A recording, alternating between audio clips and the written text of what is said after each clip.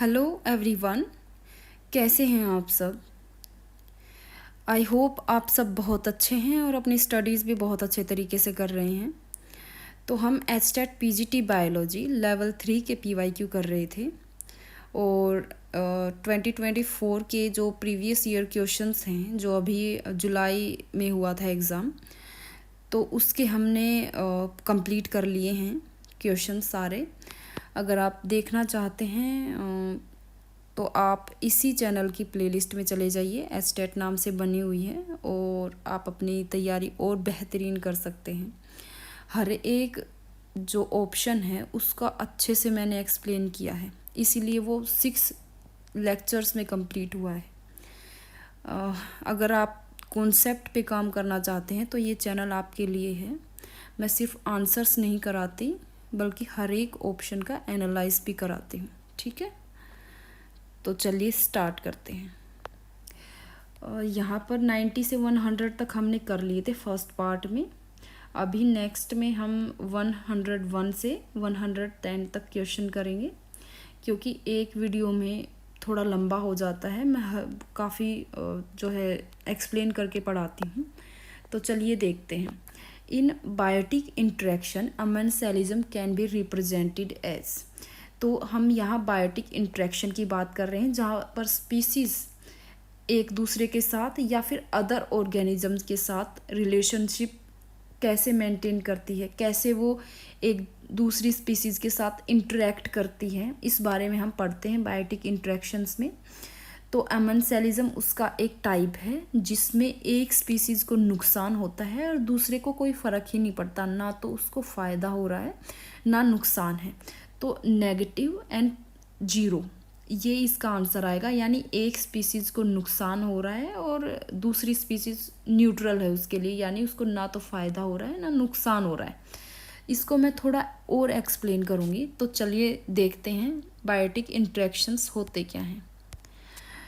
तो biotic interactions are the relationship among living organisms within an ecosystem.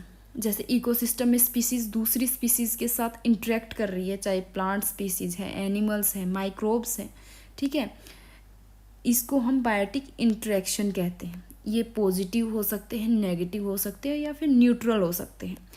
Positive interactions में दोनों species को फ़ायदा होता है। ठीक है, जैसे या फिर कम से कम एक स्पीसीज़ को तो फ़ायदा ज़रूर होता है और नुकसान किसी को नहीं होता। ठीक है, उसका फर्स्ट एग्जांपल है म्यूचुअलिज्म, जिसमें दोनों स्पीसीज़ को फ़ायदा हो रहा है, प्लस प्लस से इसको डिनोट किया जाता है। पोलिनेशन बाय इंसेक्ट्स, जहाँ पर इंसेक्ट को नेक्टर मिलता है और प्लांट्स फ्लावर है जो पोलिनेट हो जाता है, तो दोनों का फ़ायदा है। लाइकेन में फंगस एंड एल्गी स्पीसीज़ होते हैं। फंगस को यहाँ पर जो है फूड मिलता है एंड एल्गी को प्रोटेक्शन मिलता है। ठीक है, तो दोनों स्पीसीज़ को फ़ायदा हो रहा है। कमेंसेलिज्म में एक को फ़ायदा होता है, दूसरा न्यूट्रल रहता है। ठीक है, जैसे ऑर्किड मैंगो ट्री पे जब ग्रो करते हैं तो मैंगो ट्री को कोई मतलब फ़र्क नहीं पड़ रहा है, ना तो उसको फ़ायदा हो रहा है ना नुकसान हो रहा है, लेकिन ऑर्किड को अपना स्पेस मिल रहा है, ग्रो करने के लिए सपोर्ट मिल रहा है। ठीक है, और है बर्नेकल्स ऑन वेल्स, जैसे लार्ज फिशेस के ऊपर बर्नेकल्स, ये एक तरह के एक्वेटिक ऑर्गेनिज्म होते हैं। ये जो लार्ज फिशेस होती हैं उनके ऊपर चिपक जाते हैं उनकी, और इनको प्रोटेक्शन मिलता है। ठीक है, तो वेल्स को तो कोई फ़र्क नहीं पड़ रहा, कोई मतलब बड़ी फिशेस को कोई फ़र्क ही नहीं पड़ रहा है। ठीक है, लेकिन इनको थोड़ा स्पेस मिल जाता है, प्रोटेक्शन मिलता है। ठीक है, फिर है नेगेटिव इंट्रैक्शन, इसमें वन और बोथ स्पीसीज दोनों को हार्म हो सकता है। ठीक है, जैसे कंपटीशन है, इसमें दोनों स्पीसीज को नुकसान होता है और ये इम्पोर्टेंट है, ये कई बार पूछा भी गया है। ठीक है, इसका एग्जांपल याद रख लेना, फ्लेमिंगोज वर्सेस फिशेस फॉर जू प्लैंक्टन्स, यानी फिशेस एंड फ्लेमिंगोज दोनों फाइट कर रही है एक दूसरे के साथ जू प्लैंक्टन, जो कि उनका फूड है। ठीक है, both species lose due to struggle for same resource, क्योंकि इनका फूड का रिसोर्स सेम है तो दोनों ही उस फूड के रिसोर्स के लिए स्ट्रगल कर रही हैं। ठीक है, और इसमें दोनों को ही नुकसान होता है। ठीक है, फिर है प्रीडेशन, जैसे कि टाइगर और डियर के बीच रिलेशन है, एक शिकारी है एक शिकार है, तो एक ऑर्गेनिज्म को अपना फूड मिल जाता है और दूसरी अपना जान गंवा बैठता है। ठीक है, तो प्लस माइनस का इनका जो है इंटरेक्शन होता है। ठीक है, ये याद कर लेना, फिर आपको पूरा जो है कॉन्सेप्ट याद आ जाएगा। एग्जाम्पल इसीलिए मैं लेके आई हूँ ताकि एग्जाम्पल के थ्रू आपको अच्छे से याद हो जाए। फिर है पैरासिटिज्म, ये भी प्लस माइनस का है। इसमें एक स्पीसीज़ को अपना फूड मिल रहा होता है और दूसरे को अपना नुकसान हो रहा होता है। जैसे प्लाज्मोडियम जो कि मलेरिया का पैरासाइट है। ठीक है, वो ह्यूमन बॉडी में होता है, तब वो ब्लड मतलब आरबीसीज को नुकसान पहुंचाता है, लिवर को नुकसान पहुंचाता है। ठीक है, और इस बीच ह्यूमन बींग्स को सफ़र करना पड़ता है और प्लाज्मोडियम आराम से रह रहा होता है ह्यूमन बॉडी के अंदर। ठीक है, इसको पैरासिटिज्म बोलते हैं। फिर है एमेंसेलिज्म, जिसका अपन ने अभी क्वेश्चन सोल्व किया है। -0 का रिलेशन है। जैसे Penicillium killing bacteria for secreting penicillin, तो पेनिसिलिन जो कि एक एंटीबायोटिक है, तो ये बैक्टीरिया को मार देती है। ठीक है, और दूसरी को, इसको तो कोई फ़र्क ही नहीं पड़ रहा, ये तो न्यूट्रल है। ठीक है, लेकिन बैक्टीरिया को यहाँ नुकसान हो रहा है, तो ये -0 का रिलेशन है। फिर है न्यूट्रल इंटरेक्शन, जिसमें किसी को किसी से कोई फ़र्क नहीं पड़ता। ठीक है, जैसे cow and butterfly grazing in same field without affecting each other. ठीक है, बटरफ्लाई एंड काउ एक फील्ड में हैं और अपना फूड ले रही हैं और एक दूसरे से इसको कोई फ़र्क नहीं पड़ रहा है। ठीक है, तो ऐसे इंटरेक्शंस न्यूट्रल इंटरेक्शंस होते हैं। आई होप आपको ये क्वेश्चंस याद हो गए हैं और सभी इंटरेक्शन आपको याद करने। इंटरेक्शन से ज़रूर क्वेश्चन आता है, चाहे नेट की बात करें या फिर किसी भी पीजीटी एग्ज़ाम की बात करें, तो इससे क्वेश्चंस ज़रूर आते हैं। तो चलिए नेक्स्ट चलते हैं। यहाँ पर मैच करना है अडेल्फस, सिनजेनेसियस, गाइनोस्टीजियम, ये सभी जो है स्टेमन की कंडीशंस दी गई हैं। ठीक है, तो एक एक करके हमको ये सोल्व करना है। स्टेमन की कंडीशंस हैं। तो अडेल्फस क्या है, जिसके अंदर जैसे आप जानते हैं, तो जो मेल पार्ट होता है ना फ्लावर्स के अंदर, जो मेल पार्ट है एंथर एंड फिलामेंट, उसके पार्ट होते हैं स्टेमन के। तो अडेल्फस में क्या होता है, फिलामेंट्स फ्यूज़ होते हैं और एंथर फ्री होते हैं। ठीक है, और आगे मैंने इसको अच्छे से एक्सप्लेन भी कर रखा है। ठीक है, लेकिन मैं यहाँ थोड़ा एक्सप्लेन कर देती हूँ, नेक्स्ट मैं बाद में बताती हूँ। तो अडेल्फस है filaments fused and anthers free. ठीक है, ए का सेकंड आ जाएगा। सिनजेनेसिस, सिनजेनेसिस में क्या है, एंथर और जो फिलामेंट है दोनों ही फ्यूज़ होते हैं। ठीक है, तो चलिए देखते हैं इस बी का क्या आएगा। एंथर भी फ्यूज्ड और फिलामेंट भी फ्यूज्ड, कौन सा आंसर आएगा इसका, ये थर्ड आएगा, फिलामेंट्स एंड एंथर्स फ्यूज्ड। ठीक है, फिर है गाइनोस्टीजियम, गाइनो वर्ड आ गया, यानी कहीं ना कहीं फीमेल पार्ट की इन्वॉल्वमेंट है। तो फीमेल पार्ट जो फ्लावर के अंदर वो कार्पल होता है और कार्पल के 3 पार्ट है, स्टिग्मा, स्टाइल, ओवरी। तो चलिए फाइंड आउट करते हैं कि कहाँ पर फीमेल पार्ट के बारे में मेंशन किया गया है। तो ये 4th ऑप्शन देखिए, गाइनोस्टीजियम का 4th आएगा, anthers, lobes and stigma fused. ठीक है, सी का 4th आ जाएगा। फिर है एपिपेटलिस, यानी कहीं ना कहीं पेटल के साथ अटैचमेंट है, तो ये इसका 5th आ जाएगा, स्टेमन अटैच टू कोरोला। आप जानते हैं whorl of petals is known as corolla, तो यहाँ डी का 5th आ जाएगा। फिर है सिनएंड्रस, सिनएंड्रस में क्या होता है, anther fused but filaments free, यानी अडेल्फस एंड सिनएंड्रस एक दूसरे के एकदम अपोजिट है।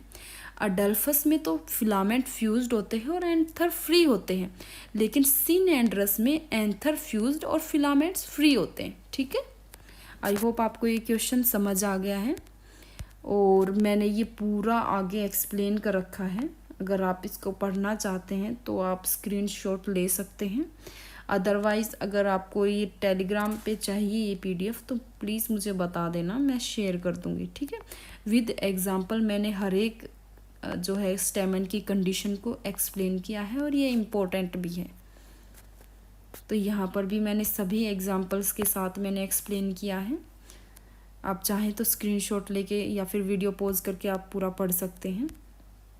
तो नेक्स्ट क्वेश्चन पे चलते हैं। Which of the following does not require the presence of a living cell membrane. इनमें से कौन सी ऐसी प्रोसेस है जो ये दिए गए ऑप्शन जिसमें लिविंग सेल मेम्ब्रेन की ज़रूरत नहीं होती है। तो पहला है डिफ्यूज़न।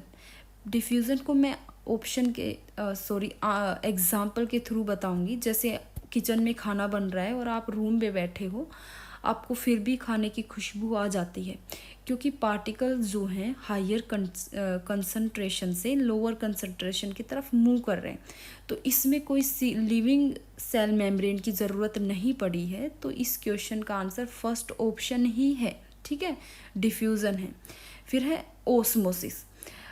ओस्मोसिस में मुझे थोड़ा सा डाउट है, क्योंकि जैसे डायलिसिस करते हैं आर्टिफिशियल, तो वहाँ पर जो पार्चमेंट मेम्ब्रेन का यूज़ करते हैं, तो वो भी एक सेमी परमिएबल मेम्ब्रेन की तरह काम कर रहे हैं, जिसके तो वहाँ पर भी ओस्मोसिस एंड डिफ्यूज़न दोनों प्रोसेस देखी जाती हैं, और वहाँ पर भी हो रही, वहाँ पर भी लिविंग सेल मेम्ब्रेन की ज़रूरत नहीं पड़ रही है, आर्टिफिशियल मेम्ब्रेन के थ्रू ही हो रहा है, लेकिन वहाँ पर भी ओस्मोसिस होता है।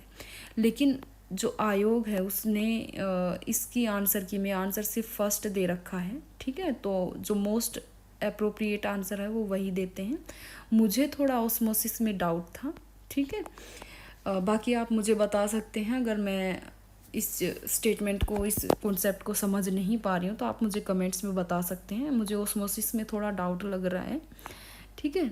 और बाकी ऑस्मोसिस की मैं डेफिनेशन बता देती हूँ कि सॉल्वेंट का यानी वाटर का higher concentration to lower concentration movement ही ऑस्मोसिस कहलाता है, ठीक है। और फिर है third, active transportation. Active word जहाँ भी आ जाए ट्रांसपोर्टेशन में, यानी वहाँ पर एनर्जी की रिक्वायरमेंट हो रही है और इसके लिए लिविंग सेल मेम्ब्रेन की ज़रूरत है, ठीक है। फिर है fourth, facilitated diffusion. Facilitated diffusion में एनर्जी की रिक्वायरमेंट नहीं होती है, लेकिन यहाँ पर कुछ स्पेसिफिक प्रोटीन्स होते हैं जो कि ट्रांसपोर्टेशन में हेल्प करते हैं। तो फैसिलिटेटेड डिफ्यूज़न में भी लिविंग सेल मेम्ब्रेन की ज़रूरत होती है। तो यहाँ पर मोस्ट अप्रोप्रिएट आंसर आएगा फर्स्ट, जो है कि डिफ्यूज़न, ठीक है। Perfume spreading in a room, it itself a example of diffusion, ठीक है। फिर है multiple alleles are located on. तो पहले बता दूं कि एलील्स होते क्या हैं। Alleles are the alternative form of genes, ठीक है, और ये होते हैं same locus of homologous chromosome, ठीक है।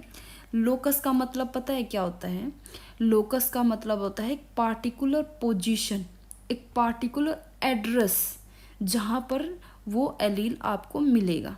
जैसे होमोलोगस क्रोमोसोम का पेयर है, ठीक है, एक पेयर में 2 क्रोमोसोम्स हैं, तो एक क्रोमोसोम में मान लो एक एलील प्रेजेंट है सेंट्रोमियर के पास, ठीक है, वो एक फिक्स डिस्टेंस है, वो इतनी दूर प्रेजेंट है। तो जो दूसरा पार्ट है ना होमोलोगस क्रोमोसोम का, जो होमोलोगस क्रोमोसोम पेयर का जो दूसरा क्रोमोसोम है ना, उसमें भी वो एलील उतनी ही डिस्टेंस पे मिलेगा, ठीक है, जितनी डिस्टेंस पे पहले था। जो लोकस उसका इस क्रोमोसोम पे था, वही लोकस उसका दूसरे क्रोमोसोम पे मिलेगा। लोकस का मतलब मैं समझा चुकी हूँ कि लोकस का मतलब है एक पार्टिकुलर पोजीशन या फिर एक पार्टिकुलर एड्रेस, ठीक है। तो multiple alleles are located on the same locus of homologous chromosome.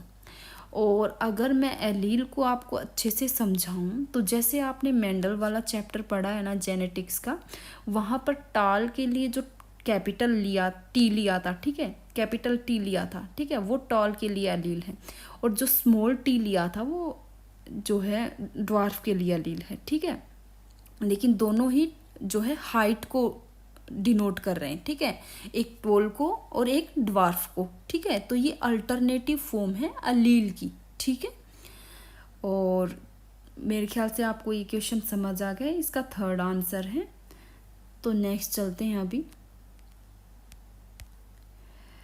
Aflatoxin is not produced by. Aflatoxin एक तरह का टॉक्सिन होता है जो कि फंजाई के द्वारा रिलीज किया जाता है, ठीक है। और एफ्लाटॉक्सिन रिस्पॉन्सिबल है कैंसर के लिए। ये एक कार्सिनोजन होता है, बहुत ही जो है खतरनाक टॉक्सिन है ये, और ये कैंसर भी कोज कर सकता है। ठीक है, तो यहाँ पर पूछ रखा है aflatoxin is not produced by, तो पेनिसिलियम, क्लेविसेप्स, अस्परजिलस और क्लेडोनिया।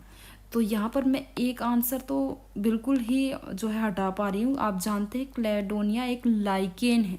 ठीक है, तो ये ऑप्शन तो पहले ही हट जाएगा, तो इसका फोर्थ ऑप्शन आंसर तो है ही, लेकिन विभाग ने, जो आयोग ने, इसका सेकंड ऑप्शन भी दे रखा आंसर, तो 2 और 4 दोनों ही इसके आंसर हैं। और जो इस तरह के क्वेश्चन होते हैं वो मेमोरी बेस्ड होते हैं। ठीक है, ये हमें याद ही करने पड़ते हैं। तो आई होप आप ये इस क्वेश्चन को याद कर लेंगे कि सेकंड और फोर्थ जो ऑप्शन है वो एफ्लाटॉक्सिन प्रोड्यूस नहीं करते हैं, बाकी पेनिसिलियम और एस्परजिलस दोनों ही जो है एफ्लाटॉक्सिन प्रोड्यूस करते हैं। ठीक है, तो नेक्स्ट चलते हैं। Which one of the following is not a part of nerve cell body. Nerve cell, एक न्यूरॉन की बात यहाँ पर सॉरी, न्यूरॉन के अंदर जो दो पार्ट होते हैं, एक तो सेल बॉडी होता है और एक एक्सोन होता है। ठीक है, तो यहाँ पर सिर्फ और सिर्फ न्यूरॉन की सेल बॉडी की बात की जा रही है।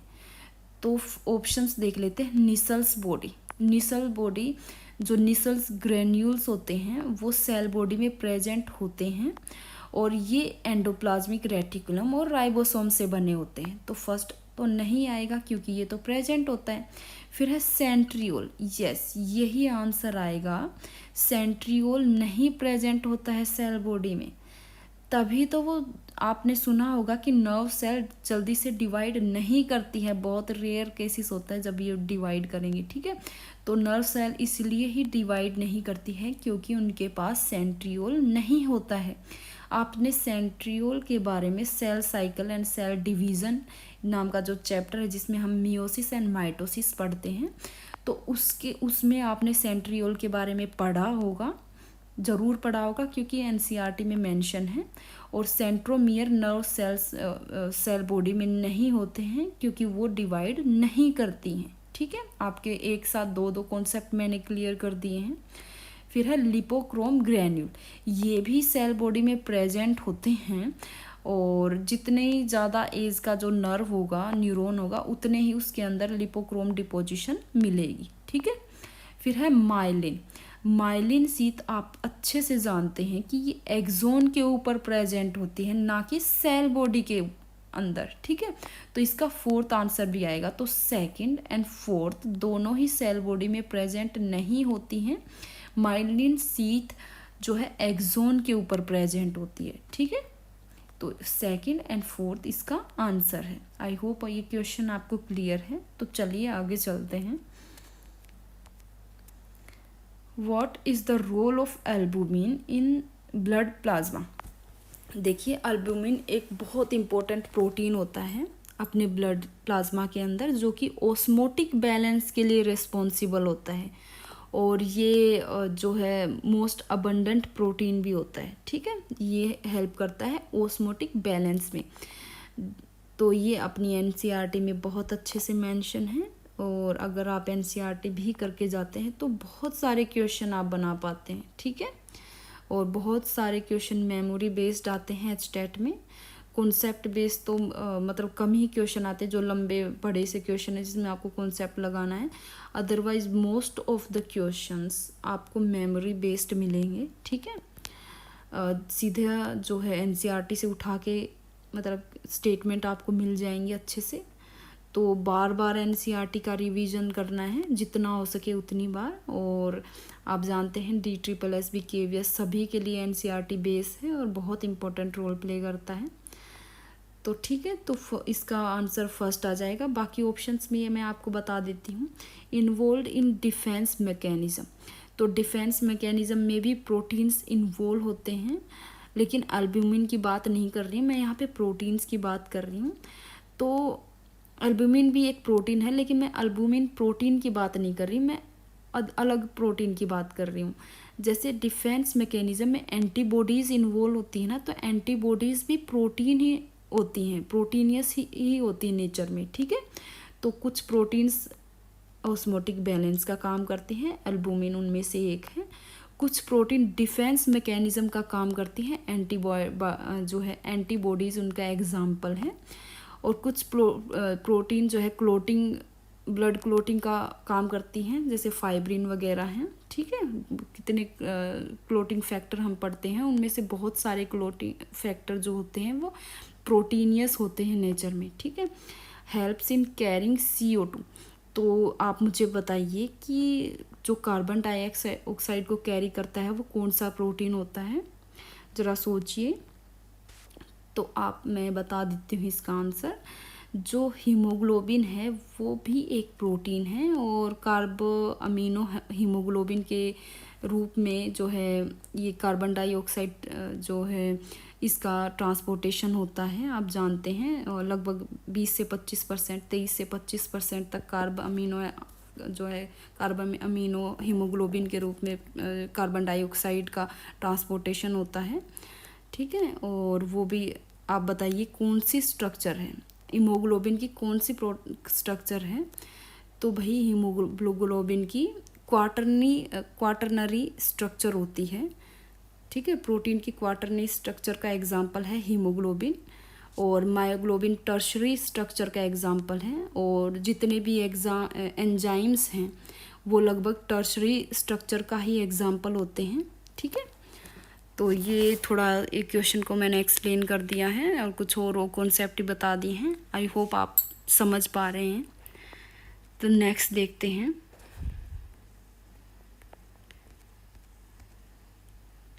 विच of the following is not a and product of amino acid metabolism. Metabolism का आप मतलब समझते हैं, डिग्रेडेशन, सिंथेसिस वगैरह की रिएक्शन इन्वॉल्व होती है मेटाबॉलिज्म में। तो बता दूं मैं आपको, पोरफायरिन ग्लाइसिन और एसिटाइल को ए, शायद एसिटाइल को ए यानी ऐसा ही है, लेकिन ग्लाइसिन जो कि अमीनो एसिड है वो जरूर इन्वॉल्व होता है। सेकंड पार्ट में अभी थोड़ा भूल रही हूँ।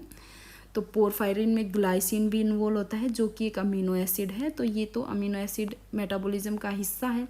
तो अमीनो एसिड मेटाबॉलिज्म का एग्जाम्पल है, तो फर्स्ट तो नहीं आएगा। ठीक है, फिर है सीरोटोनिन। तो सीरोटोनिन आप जानते हैं ट्रिप्टोफैन से बना हुआ होता है। ठीक है, तो ये भी अमीनो एसिड मेटाबॉलिज्म का एग्जाम्पल है। फिर है एड्रीनलिन। एड्रीनलिन कौन से अमीनो एसिड से बना होता है, मैंने बताया था एक लेक्चर में, पता नहीं वो HTET के लेक्चर में बताया है या DSSB के लेक्चर में। तो एड्रीनलिन बना होता है टायरोसिन अमीनो एसिड से, जिससे थायरोक्सिन भी बनता है। ठीक है, और फिर फोर्थ है इंसुलिन।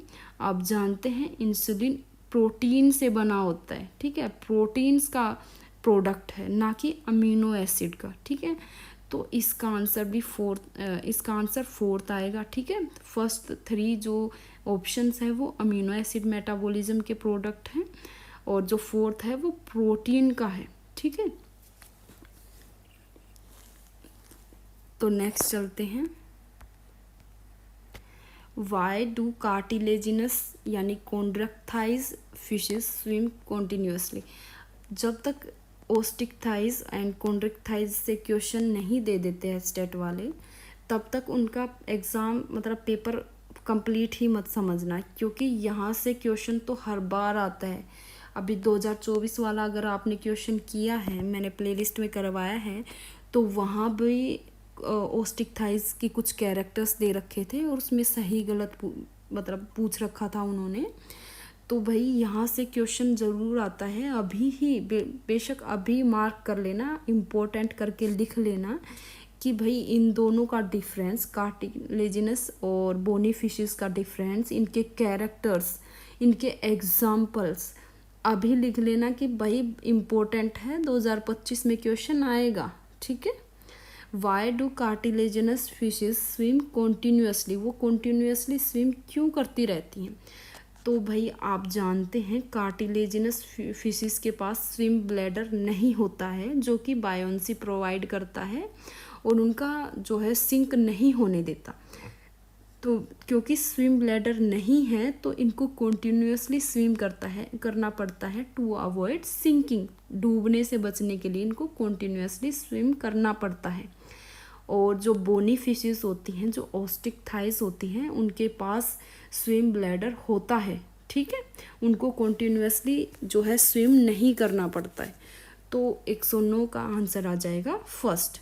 और जैसे कि मैंने बताया कि ये बहुत इम्पोर्टेंट है, अपना करके जाना भाई, ठीक है।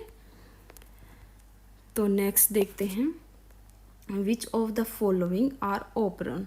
तो ओपरन के एग्जाम्पल कौन कौन से हैं। लैक ओपरन बहुत जो है पॉपुलर है, जिसमें से क्वेश्चन ज़रूर आते हैं।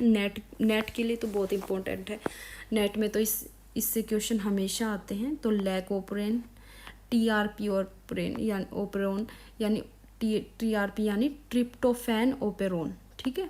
और ARA यानी अरेबिनोज ओपेरोन, ठीक है।